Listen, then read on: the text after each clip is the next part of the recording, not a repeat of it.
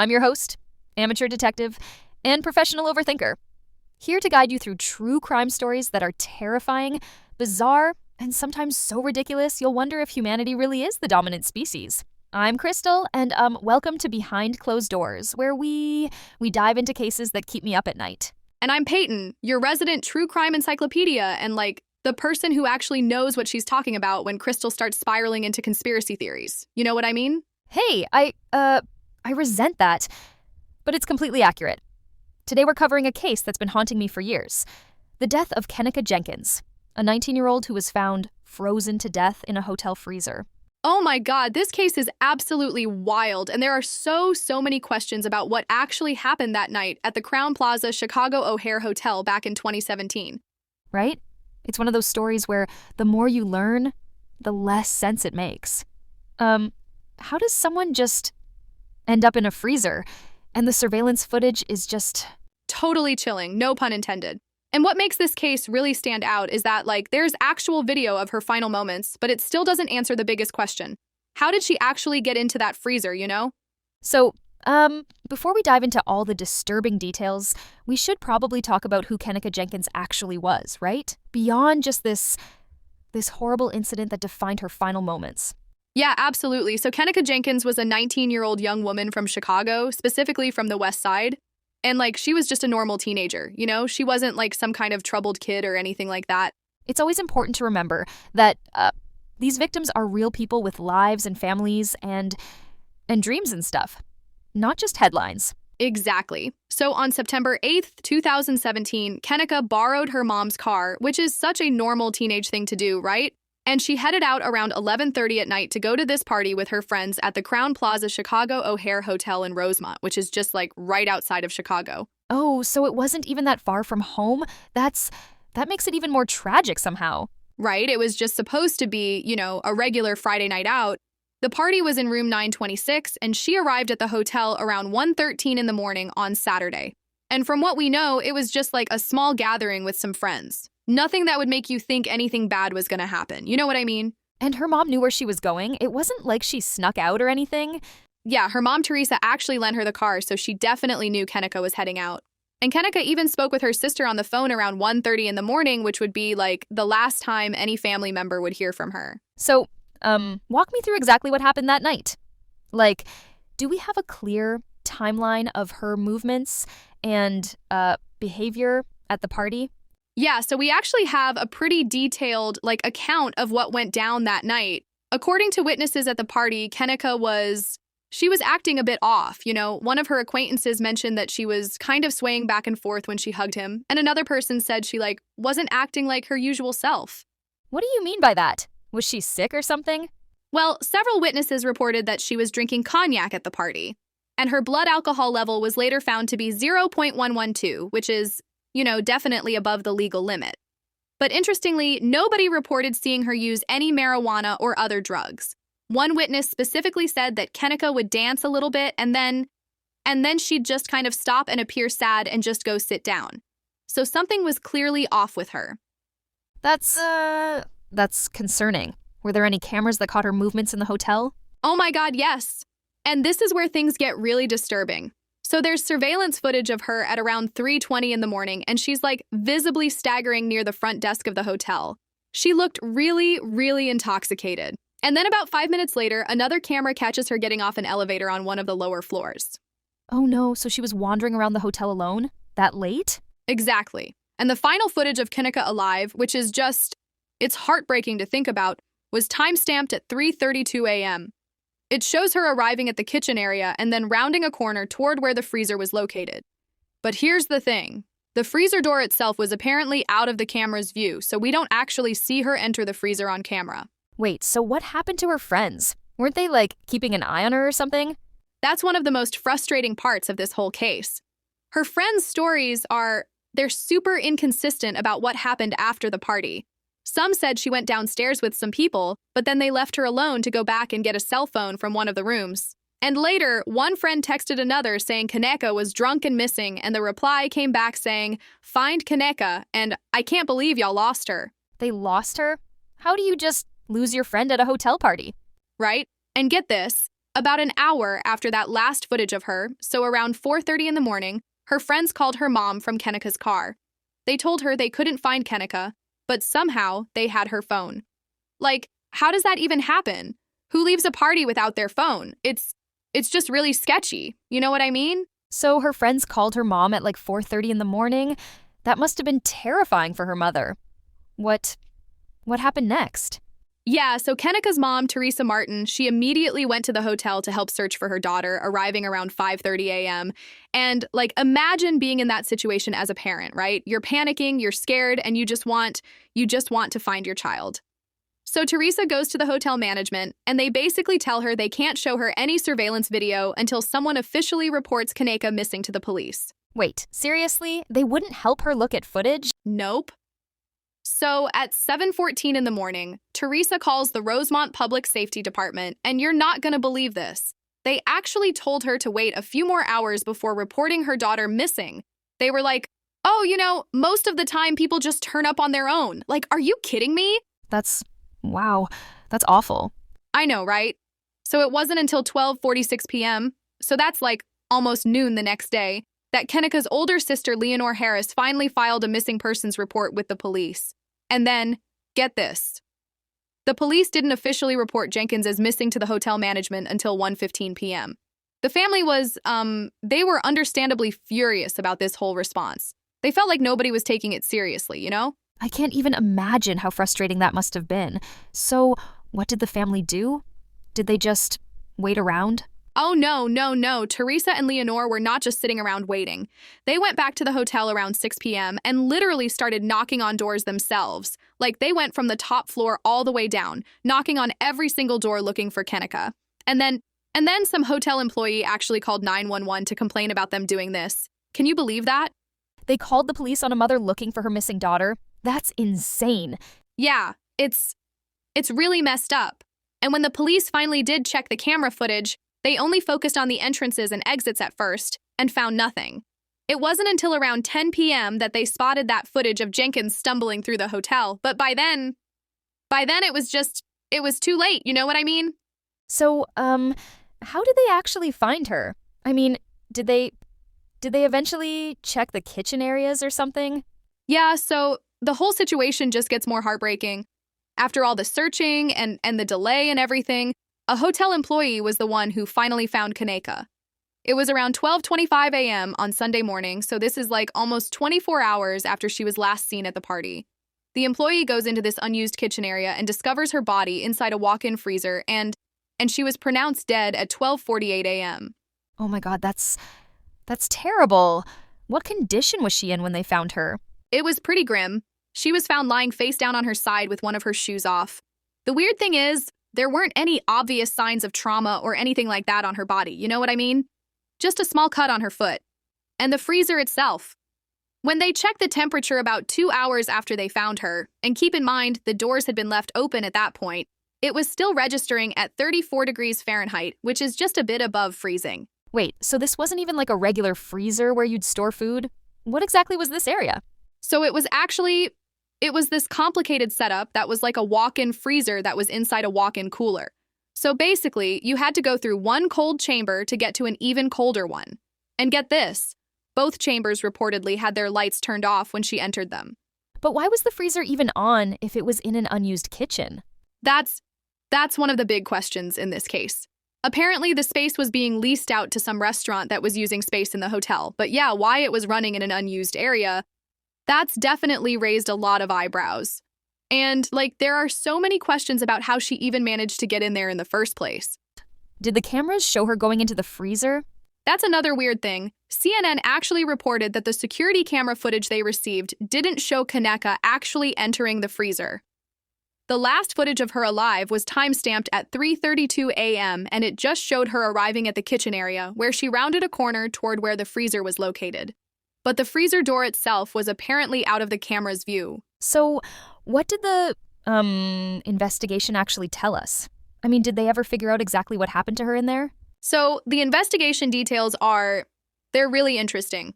On October 6th, 2017, the Cook County Medical Examiner's Office finally came out with their ruling, and they determined that Kaneka's death was an accident. Like, they did a full autopsy, right? And what they found was, well, it paints a pretty clear picture of what probably happened to her. What did the toxicology report show? I'm guessing alcohol was involved? Absolutely. Her blood alcohol level was 0.112, which is, well above the legal limit for driving. And that totally matches what witnesses at the party were saying about her drinking cognac and seeming like visibly intoxicated. But here's where it gets really interesting. They also found traces of topiramate in her system. Topiramate? What's that? It's this medication that's used to treat epilepsy and migraine headaches. But the weird thing is, Kenika was never actually prescribed this medication. And when you combine topiramate with alcohol, it can enhance the effects of both substances, and this is the key part, it can hasten the onset of hypothermia. Oh, so that explains how she could have succumbed to the cold so quickly. Exactly, and they actually found lesions in her stomach that confirmed hypothermia was present. The medical examiner also noted some brain swelling, but they didn't think that was related to her cause of death. It seems like she wandered into this freezer while extremely disoriented from the alcohol, and possibly this medication couldn't find her way out. And then the cold it took her really quickly because of the drug interaction. Did the police suspect any foul play at all? So the Rosemont Police Department issued this statement the same day as the medical examiner's report, saying they didn't suspect foul play, but, and this is important, they also said their investigation wasn't actually completed yet. There were some, suspicious elements they were still looking into. Like what? Well, for one thing, the credit card that was used to book the hotel room was apparently fraudulent and had links to a Chicago area gang. And Kenika's friends' stories about what happened after the party were really inconsistent. You know what I mean? They couldn't get their stories straight about how exactly they lost track of her. That does sound suspicious. Right? But at the end of the day, the official conclusion was that it was a tragic accident caused by a combination of intoxication, possible medication interaction, and then hypothermia from being trapped in that freezer. The evidence it didn't support any of the foul play theories that were circulating at the time. So, there are so many questions that just don't make sense about this case. Why was that freezer even on if it was in an unused kitchen? That's actually one of the biggest questions people had. According to reports, the freezer was being leased out to a restaurant that was using space in the hotel. But still, you'd think they would have secured it better or something. And another really weird thing is that the lights were apparently turned off in both the cooler and the freezer when she entered them. That's so strange. How would anyone, even someone completely sober, navigate through a pitch-black cooler and then into a freezer? Exactly. And there's this whole issue with the security camera footage, too. CNN reported that the footage they received didn't actually show Kenika entering the freezer itself.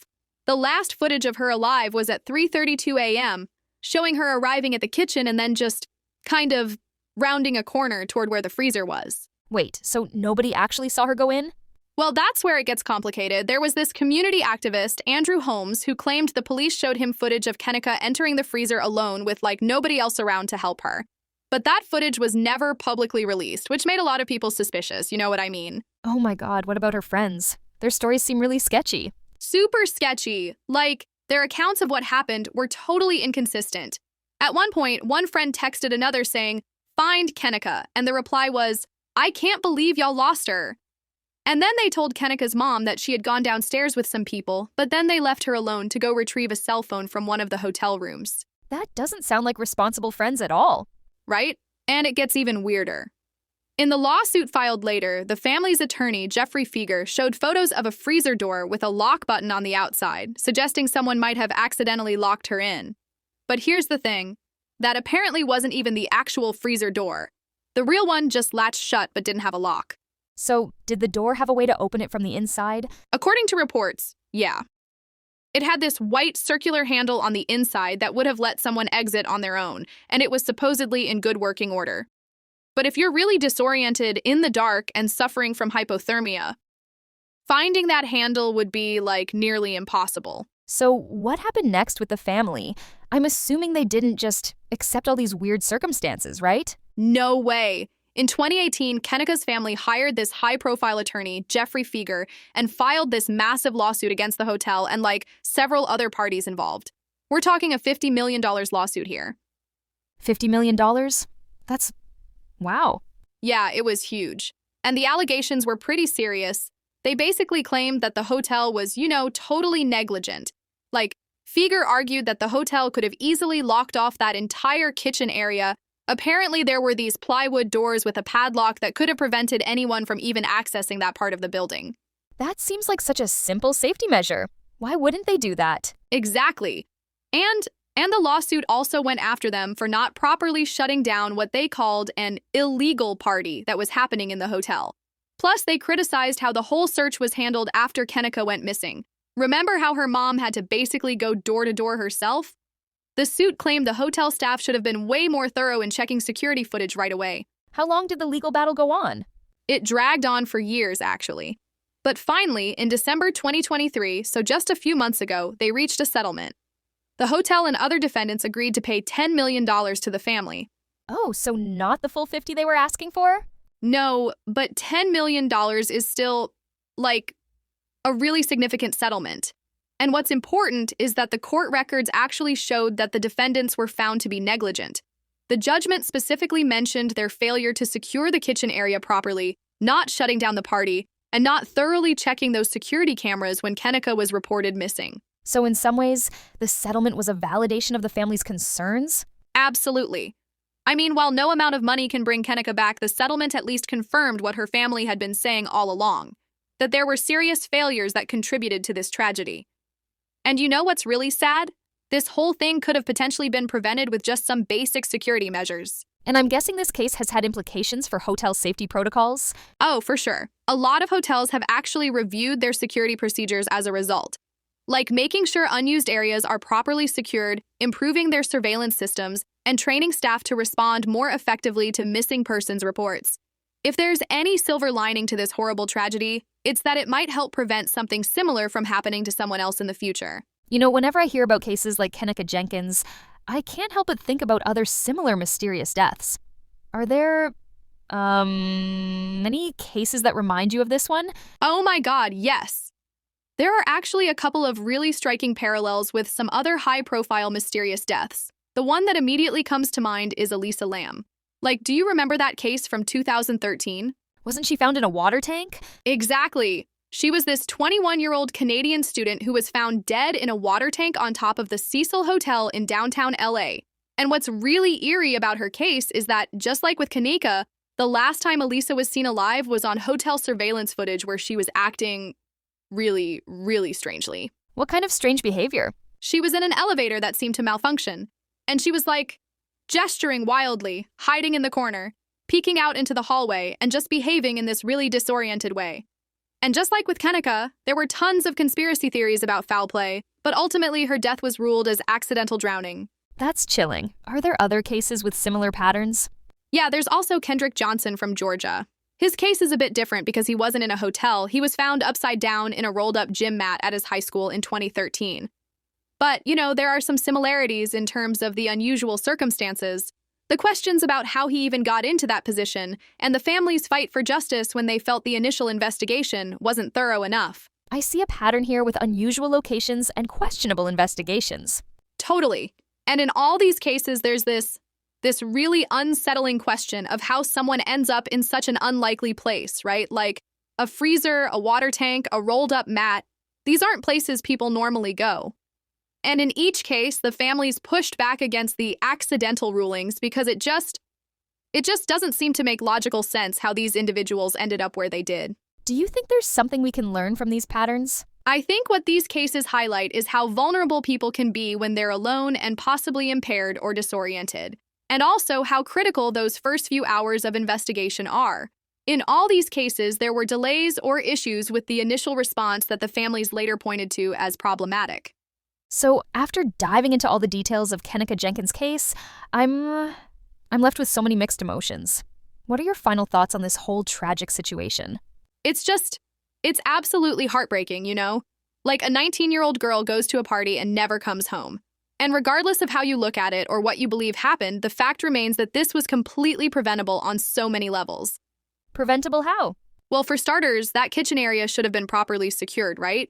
I mean, the lawsuit settlement basically confirmed that. The hotel was found negligent for not securing that kitchen area and for, not shutting down what was essentially an illegal party. And then there's the whole issue with the search response time, which was it was way too slow. Do you think hotels have improved their safety protocols since this case? I think some definitely have. After cases like this get national attention, there's usually this ripple effect, you know? Hotels have to reassess their security procedures, especially regarding restricted areas. Some places have added more cameras, better locks, more frequent security sweeps. But honestly, I worry that without consistent industry-wide standards, these changes might be temporary or just limited to certain hotel chains. What about Kanika herself? So much of the coverage focused on her death, but who was she as a person? That's such an important point. Kanika was so much more than just this tragic case. She was a daughter, a sister, a friend. From what her family has shared, she was this vibrant young woman with dreams and plans. She loved music, she had a great sense of humor, and she was close with her mom. And I think it's really important that we remember her as a complete person, not just as a cautionary tale or a conspiracy theory. What do you hope people take away from her story? I hope people take away the importance of looking out for each other. Like when you're at parties or in unfamiliar places, stay together. Check in on your friends. And I also hope this reminds people that behind every headline or viral story is a real person with a family who's grieving. And maybe a reminder to trust your instincts when something doesn't feel right? Absolutely. Teresa Martin, Kaneka's mom, knew something was wrong right away. She didn't wait to start searching. And while the ending was tragic, her persistence ultimately led to finding her daughter and eventually to that settlement that might help prevent similar incidents. Well, that brings us to the end of this episode of Behind Closed Doors. Thank you all for listening to Kanika's story. We'll be back next week with another case that will leave you questioning everything you thought you knew. And remember, sometimes the most disturbing stories aren't fictional. They're happening right behind closed doors. Stay safe out there, everyone.